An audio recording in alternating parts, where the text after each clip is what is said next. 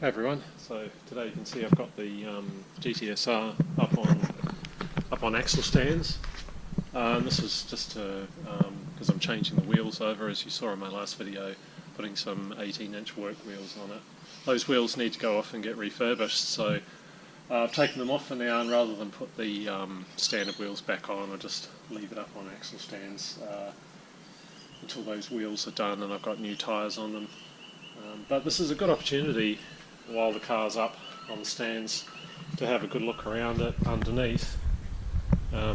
So yeah, it's and there's a really good spider there. I don't know if you can see that. But that's yeah, big old huntsman spider there. Pretty harmless but scary looking. Yeah, so yeah, underneath the back of the car here, that's pretty nice. Yeah, no rust issues there. I think, as I said, I did have some rust fixed in it before it got registered in the driver's side floor pan, but gee, it's kind of generally is. Yeah, she's really nice. You see that nice stainless system that I had put in, exhaust system. But yeah, she's generally really clean. Out the front here, you can see the Blitz coilovers from R31 House.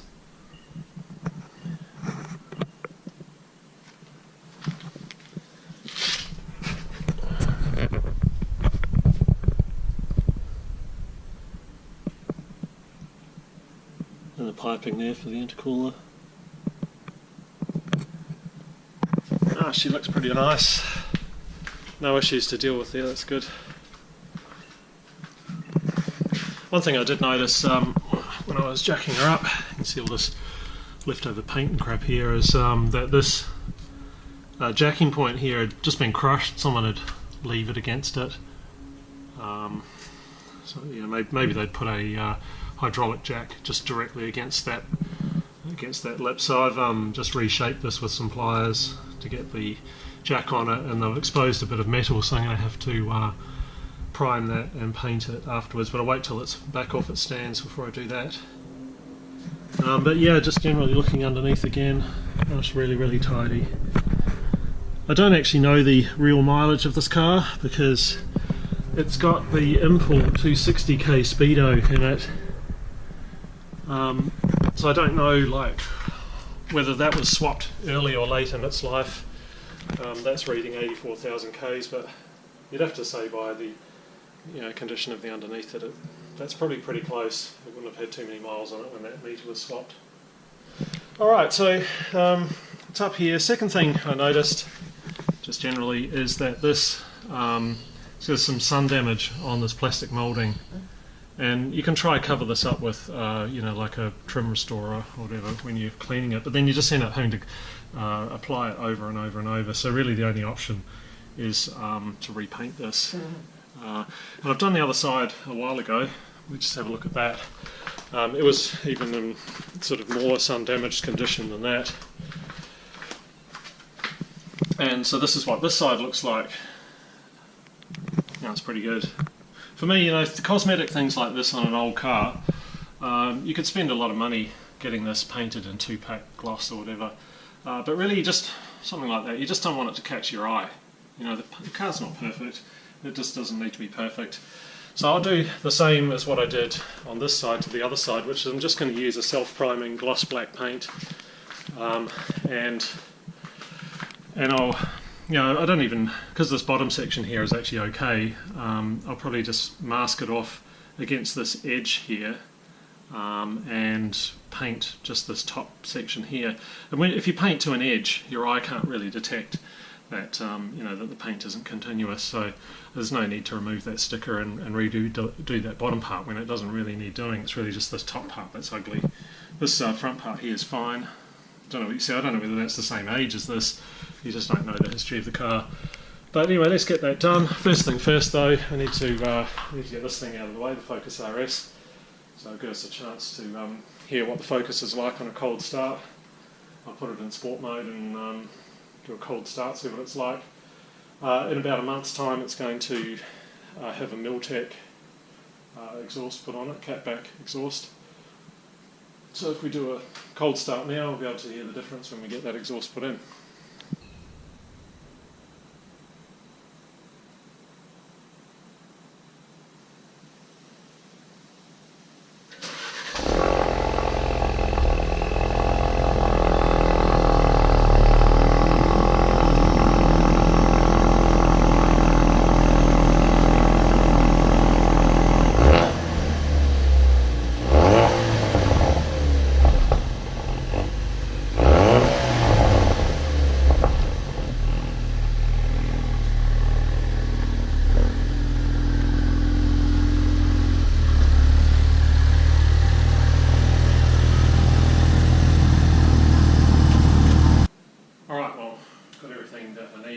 To get started, just some drop cloths and newspaper masking tape. Prefer to buy good quality masking tape rather than cheap stuff.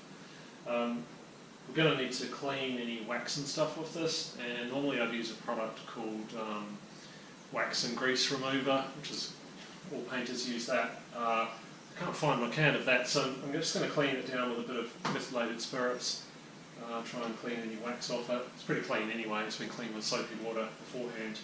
And then although this paint is self-priming, I'm still going to use this, which is a plastic and bumper primer, and that'll just help the paint grip to that bit of plastic moulding. So anyway, let's get her all masked up and ready to go.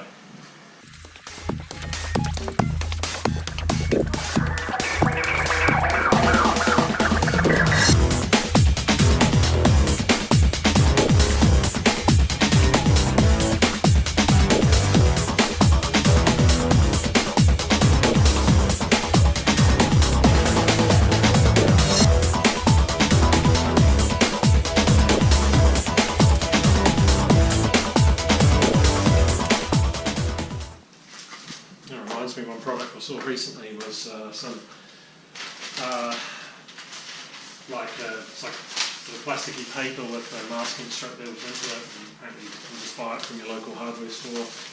But yeah, don't have that luxury today, just using newspaper. It's going to be a little bit breezy in here, so probably by the time I start painting I'll close the door, but anyway, let's keep going.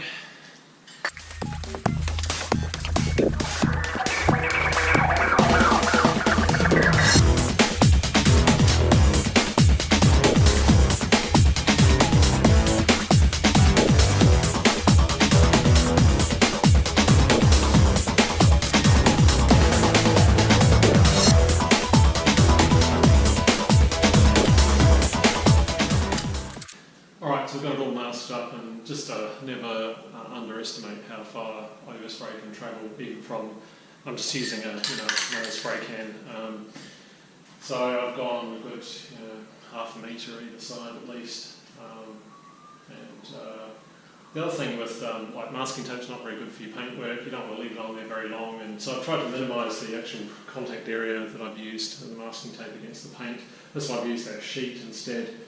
So I don't have to put too much masking tape onto the paintwork.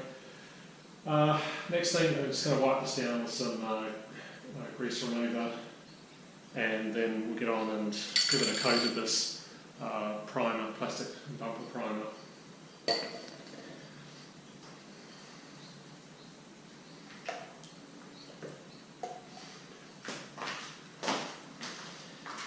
When you're using chemicals like this, cleaning your chemicals or methylated spirits or anything like that, it's always a good idea to use a white cloth.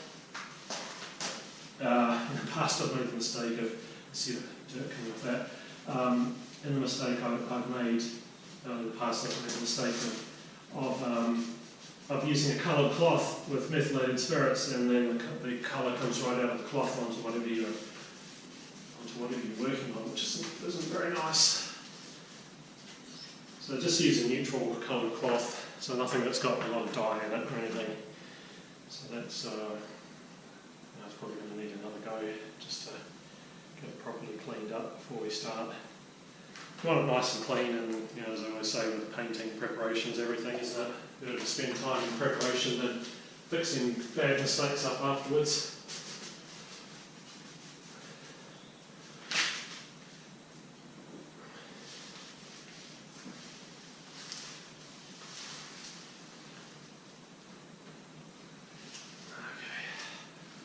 Alright, just patch up the bits of masking tape that I've sort of knocked out of the way here.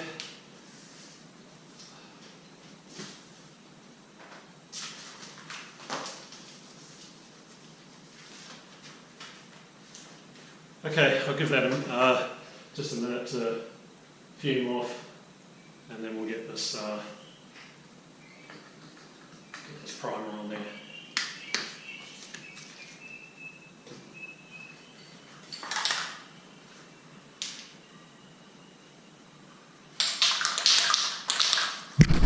Just going to give it a light coat of primer, one coat, and then we're ready for painting.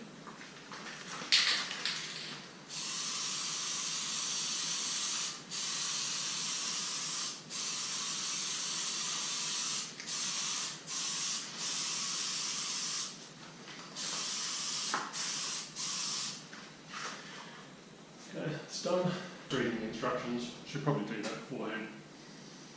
It says to do 2 light coats, so we'll just, with about a 5-minute break in between, so we're ready to go again. Do the second coat of the primer.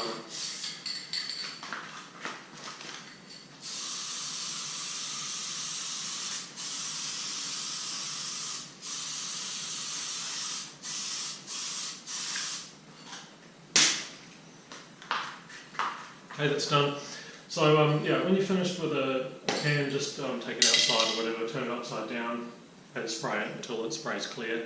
That way you can use it again. If you leave it like this, it'll just come up. You can throw it away. So I've got the primer on there now, and just looking at the surface, and there are some patches here where the old sort of finish on the plastic is sort of still there, and there's other patches where it's not. And if you run your finger over it, there's just a tiny bit of roughness. So, you know, rather than paint the final coat now over top of it, I'm just going to get some very fine sandpaper. So I've got some 1200 grit wet and dry sandpaper. And I'm just going to give these rough patches a very light sand before we do the top coat. Just to try and get the best finish we can in a short amount of time.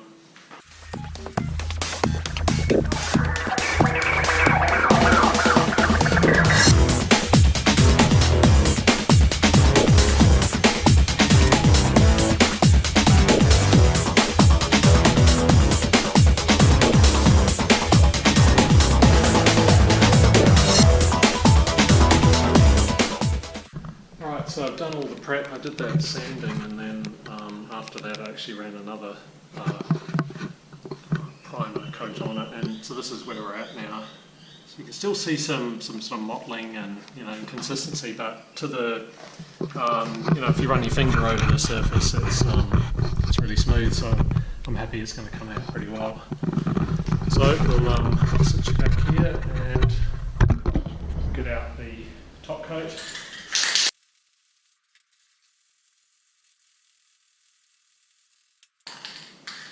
Test fire and make sure it's the nozzle's working okay. Whole can's going to spit a little bit. Alright, so let's see how we go. Yeah, just nice, smooth strokes, going slightly beyond the end of each time. I'm trying not to put too much paint on.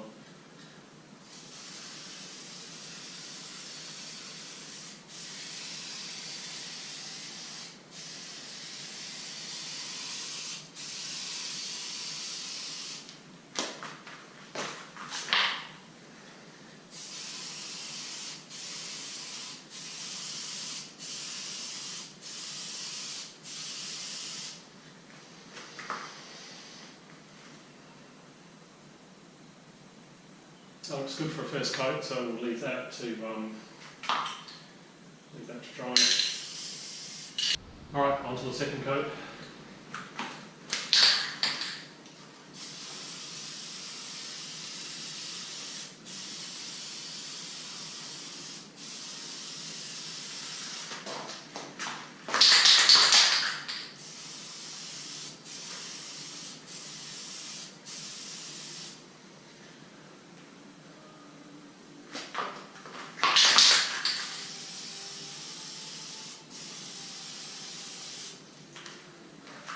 Okay, so just the technique, just notice how I stop the spray at the end. Just go slightly past and then let the spray off.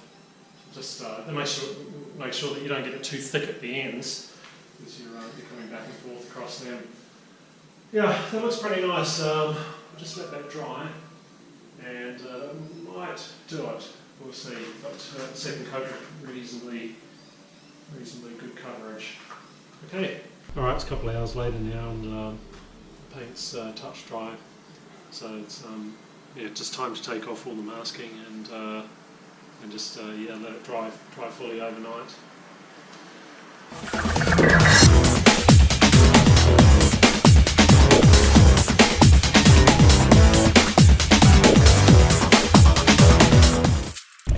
Yeah, so it looks pretty good. Just a little bit sticky from the masking tape there. I'll leave that till later. And, same there, it's a little bit of sticky from the masking tape. The paint's still a little bit tacky, so wait till later to clean it up. Yeah, so just let it dry fully, and we can actually give it a bit of a buff once it's fully hardened in a few days. Here's the wheels for the R31, just ready to go to. Going to take them to extensive wheel services to get re-chromed. So you can see the corrosion here on the inside. There's no way to clean that off. That's a total reworking job. But the lips of all these are in really good condition. There's really very little in the way of gutter rash, a little bit there, but that'll all just polish out really nicely. And that's one of the rear wheels. This is one of the front wheels. It's even in worse condition because it gets a lot more brake dust on it in its life. So yeah, there's no way I was going to leave them on the car in that condition. So yep, tomorrow, very exciting, take them in. And these are two-piece wheels, so these bolts will come off. They're not easy to get off, but you can get them off. And the whole centre lifts off, and that can all be re-chromed, and then separately this will be polished. Yeah, so I think I've pretty much decided to leave them chrome. I think it looks really good with the black car. So yeah, take them in tomorrow. So yeah, subscribe for more videos. Check out my Instagram to at least daily photos of my cars. And yeah, see you next time.